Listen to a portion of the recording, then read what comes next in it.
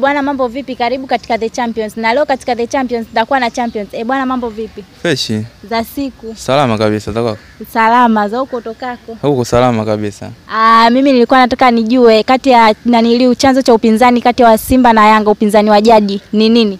Kwanza upinzani wao na historia ndefu kwa sababu kama tunavyofahamu Yanga ndio timu ya kwanza kuanzishwa mwaka 1935 na hicho ndio kitu ambacho kimechangia mpaka kuwa na uhasimu mkubwa kufikia hivi sasa, ambapo Yanga wao wakijiita ndio wakubwa kuliko Simba. Kwa hiyo uhasimu wao ulianzia mwaka 1935 ambako Yanga ambapo ndio ilianza rasmi. Kwa hiyo Simba nao ilianzishwa 36. Kwa hiyo Yanga anajiita ndio mkubwa kuliko Simba. Katibu Simba akubali, anasema kuna baadhi ya wachezaji ambao walitoka walikuwepo kule Yanga ambao walifanya hadi Yanga iweke zaidi kwenye miaka kuanzia mwaka 1935.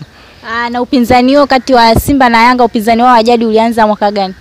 Hiyo ni mwaka 1936 ambapo Simba ndo ilianzishwa rasmi, ambako ni wachezaji ambao walitoka kwenye kikosi cha Yanga, ambao kuna baadhi ya vitu ambavyo vilikuwa havijapendeza kwenye klabu ile, kwa wakaja kuanzisha kundi hilo ambalo ndo mwaka 1936 na ambako jina rasmi kabla ya kuitwa Simba ilikuwa inafahamika kama Sunderland, ndio hapo ambako upinzani wao mkubwa ulianzia. Ndugu msikilizaji, karibu tena katika kipindi chako cha The Champions. Ulikuwa nami Mwasti Ramadhani.